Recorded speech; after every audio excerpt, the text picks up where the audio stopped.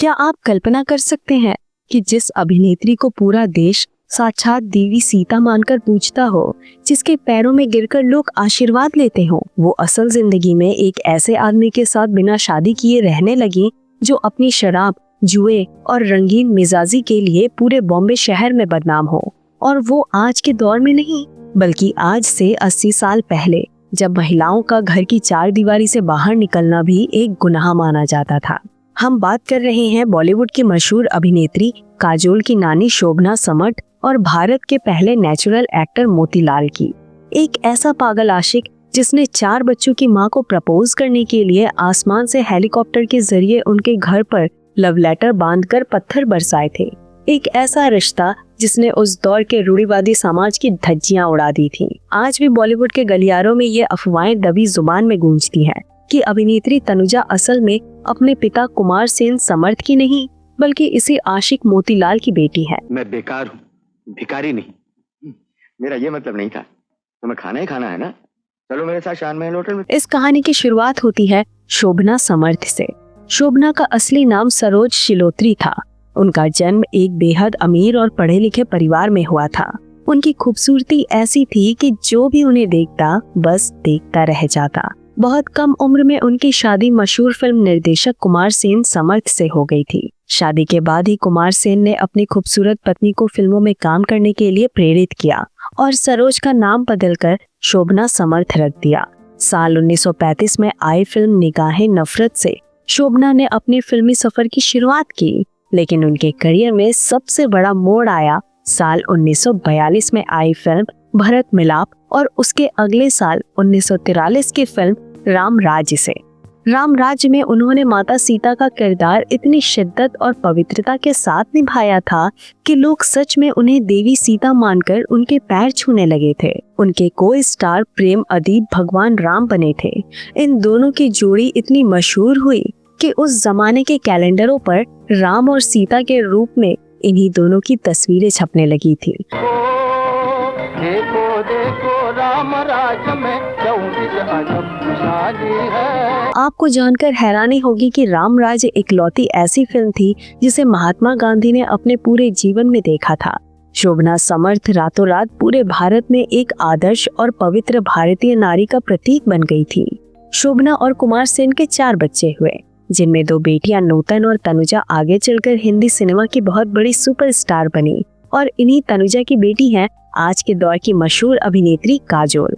सब कुछ बहुत अच्छा चल रहा था, लेकिन कुछ सालों बाद कुमार सेन समर्थ अपनी फिल्म मेकिंग की पढ़ाई और काम के सिलसिले में अक्सर जर्मनी में रहने लगे थे। दूरियों की वजह से दोनों के विचारों में टकराव होने लगा, लेकिन शोभना और कुमार सेन ने इस रिश्ते को बहुत ही गरिमा के साथ खत्म करने का फैसला किया। दोनों ने आपसी सहमति से एक दूसरे से अलग होने का रास्ता चुना। कोई लड़ाई नहीं हुई, ना ही कोई कीचड़ उछाला गया। मैं खिड़की के नीचे पहरा देता हूँ रात भर। नहीं, वो मेरे बच्चे को ले जा रहे हैं। पकड़ो, पकड़ो उन्हें। मां लोगों को मां। शोभना समर्थ अब एक सिंगल मदर थी, जिनके कंधों पर 4 बच्चों की जिम्मेदारी थी। उस दौर में एक अकेली औरत का इस तरह स्वाभिमान के साथ समाज में खड़े रहना कोई मामूली बात नहीं थी। अब इस कहानी में एक तूफान की तरह एंट्री होती है मोतीलाल की। मोतीलाल राजवंश का जन्म शिमला में हुआ था। वो बम्बई आए थे नेवी में भर्ती होने के लिए, लेकिन किस्मत उन्हें फिल्म स्टूडियो ले गई। मोतीलाल को हिंदी सिनेमा का पहला ऐसा अभिनेता माना जाता है जिसने एक्टिंग के नाम पर होने वाली नौटंकी और लाउड डायलॉग बाजी को खत्म कर दिया और यथार्थवादी यानी रियलिस्टिक एक्टिंग की नींव रखी। वो कैमरे के सामने ऐसे बात करते थे जैसे असल जिंदगी में बात कर रहे हो। मोतीलाल की महानता का अंदाजा अब इस बात से लगा सकते हैं कि 1996 में बॉलीवुड के दिग्गजों पर छपी एक किताब द 100 ल्यूमिनियरीज ऑफ हिंदी सिनेमा में खुद सदी के महानायक अमिताभ बच्चन ने उनके लिए प्रस्तावना लिखी थी। अमिताभ बच्चन ने लिखा था कि इस महान और बहुत ही स्वाभाविक अभिनेता की तारीफ में बहुत कम लिखा गया है। वो अपने समय से बहुत आगे थे। अगर वो आज जिंदा होते तो अपने बहुमुखी प्रतिभा के दम पर हम में से कई लोगों से बहुत बेहतर काम कर रहे होते। इतना ही नहीं, आज के दौर के बेहतरीन अभिनेता मनोज बाजपेयी ने भी एक इंटरव्यू में बताया था कि उनके पिता की तरफ से उन्हें मिला सबसे बड़ा कॉम्प्लीमेंट वही था जब उनके पिता ने मनोज की एक्टिंग की तुलना मोतीलाल से की थी। जनता एक्सप्रेस के बारे में तो आपने सुना होगा, वो मेरा ही आइडिया था। आपका आइडिया? Of course. मोतीलाल का रहन सहन किसी महाराजा या हॉलीवुड सुपरस्टार से कम नहीं था। वो अपनी बिंदास और रंगीन जिंदगी के लिए जाने जाते थे। तेज रफ्तार में महंगी कारें चलाना, रेस के बेहतरीन घोड़े पालना और शूटिंग पर जाने के लिए अपना खुद का प्राइवेट हवाई जहाज उड़ाना उनका शौक था। वो एक लाइसेंसधारी पायलट थे। उनके कपड़े विदेश से सिलकर आते थे। राज कपूर और नादिरा उनके बहुत करीबी दोस्त थे।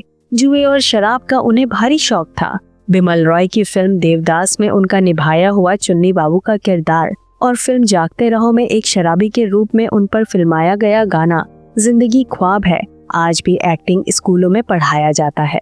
एक तरफ शोभना समर्थ थी जो पर्दे की शांत और गंभीर सीता थी और दूसरी तरफ मोतीलाल थे जो अपनी रंगीन मिजाजी और रईसी के लिए मशहूर थे। इन दोनों की पहली मुलाकात सागर मूवी टोन प्रोडक्शन हाउस के सेट पर हुई थी। धीरे धीरे ये मुलाकात दोस्ती में बदल गई। मोतीलाल को शोभना से बेइंतहा मोहब्बत हो गई। उन्होंने शोभना के सामने अपने प्यार का इजहार किया, लेकिन उस वक्त शोभना एक टूटे हुए रिश्ते से गुजर रही थी और 4 बच्चों की माँ थी। उन्होंने इस रिश्ते में कोई खास दिलचस्पी नहीं दिखाई। मोतीलाल की जिद और उनके प्यार के इजहार से बचने के लिए शोभना समर्थ बम्बई छोड़कर खंडाला शिफ्ट हो गई।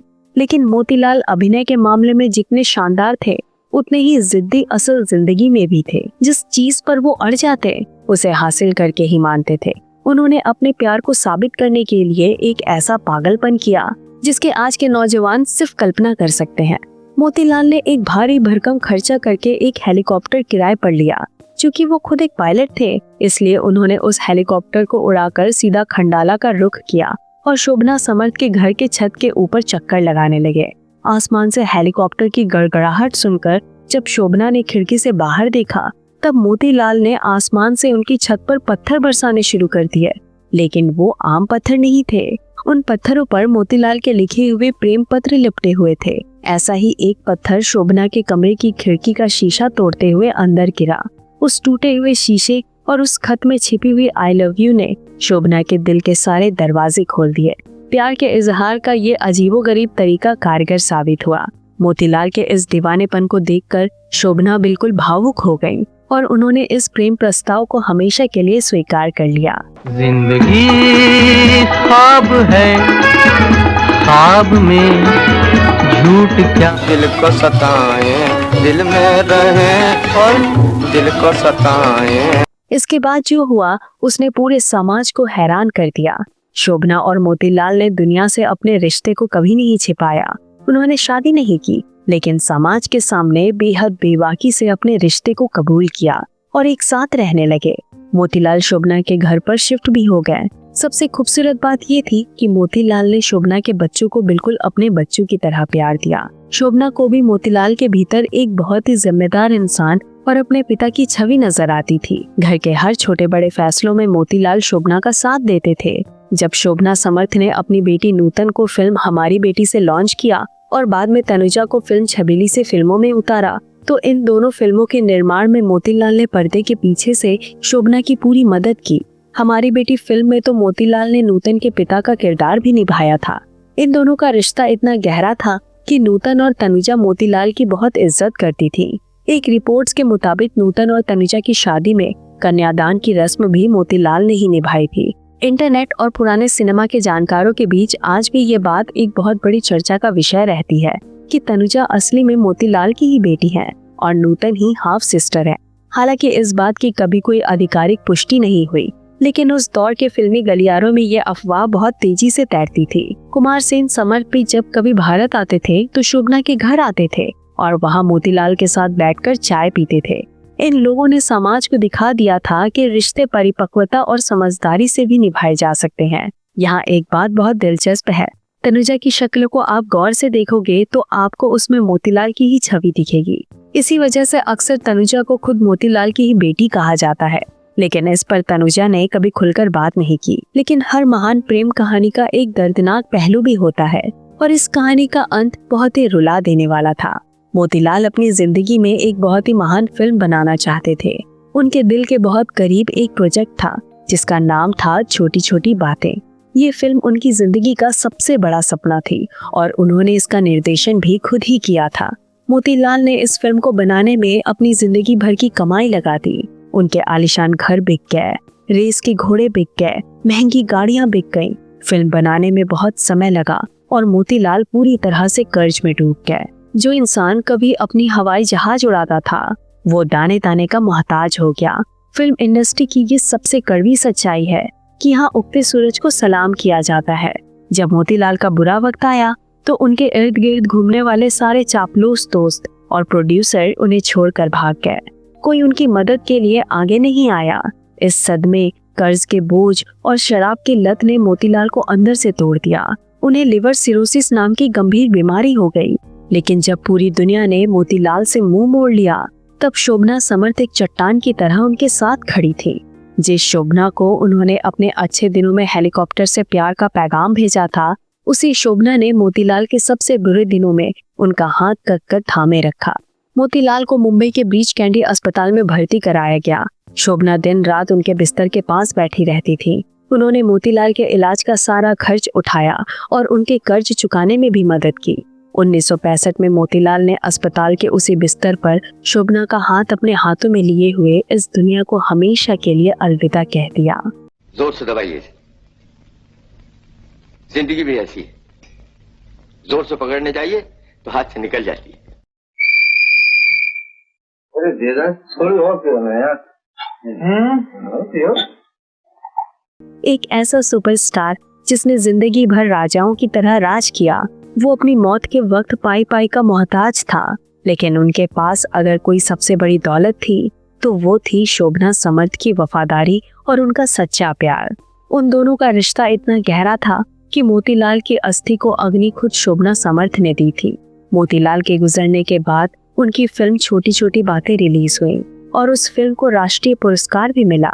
लेकिन उसे देखने के लिए भारत का पहला नेचुरल एक्टर इस दुनिया में नहीं था।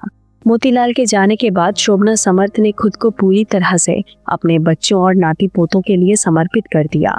उन्होंने फिर कभी किसी और को अपने जीवन में वो जगह नहीं दी। सिनेमा में उनके योगदान के लिए साल 1997 में शोभना जी को फिल्म फेयर के स्पेशल अवार्ड से सम्मानित किया गया और साल 2000 में उन्होंने भी इस दुनिया से विदाई ले ली। शोभना समर्थ और मोतीलाल की ये कहानी हमें सिखाती है कि प्यार सिर्फ 7 फेरों या कागज पर लिखे गए दस्तखत का मोहताज नहीं होता। प्यार का मतलब होता है आदर, सम्मान और हर मुश्किल में एक दूसरे का साथ निभाना। जिस तरह शोभना समर्थ ने दुनिया के तानों की परवाह किए बिना मोतीलाल का साथ आखिरी सांस तक निभाया, वो आज के दौर के कई खोखले रिश्तों के लिए एक बहुत बड़ा सबक है। अगर आपको उस सुनहरे दौर की ये अनसुनी प्रेम कहानी पसंद आई हो तो इस वीडियो को लाइक करें और कमेंट करके बताएं कि पुराने दौर की ऐसी ही और कौन सी जोड़ी की दास्तां आप सुनना चाहते हैं। हमारे हिंदी रेडियो चैनल को सब्सक्राइब करना ना भूलें ताकि हम आपके लिए ऐसे ही और भी दिलचस्प कहानियां लाते रहें।